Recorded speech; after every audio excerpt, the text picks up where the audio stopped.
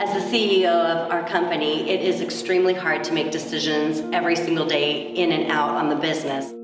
And then it gets down to the people.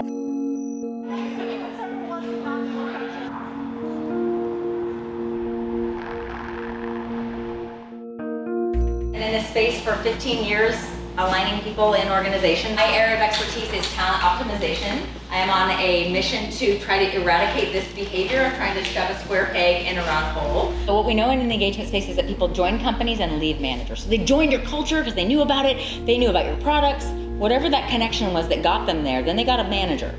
How connected am I to my manager? Do they make me feel like my job is important? Do they give me recognition that's perfect for me?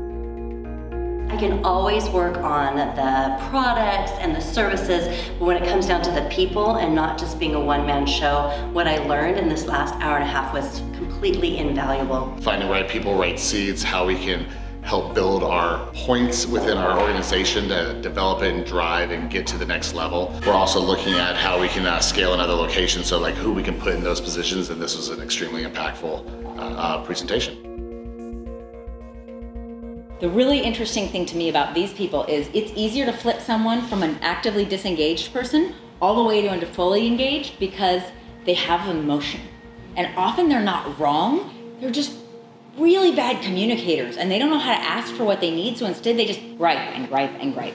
And if we can tune into what their frustration is and actually address it, we can flip them really fast sometimes. It's important for us to own our own engagement and to teach our team members to ask for what they need instead of leaving and going to another company where they're going to have the same problems, but they're going to have to learn new customers, new processes, new procedures, and new leaders.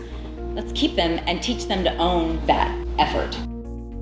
Focusing in those areas and growing people in their strengths will take us much further. I know I worked personally for years trying to grow my weaknesses, and when I left doing that, much excelled in life and joy in my career. Worst thing we can do to people is ignore them. If we give them no feedback, but if we start to focus on giving them constructive feedback, constructive criticism, tell them what they're doing wrong, people will lean into that and they want to get better. So you see engagement go up to a 45% of the organization because every one of our strengths is also our biggest weaknesses. It's not the strengths we don't have that are our weaknesses, it's the fact that I have a natural desire to get things started, get them off the ground. It also means that I'm impatient.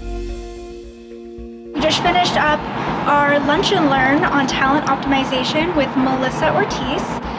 She was a pleasure to work with, super easy to work with. She's built companies and continues to build companies. So she had a lot to bring today, and definitely recommend another chapter booking her for this Lunch and Learn.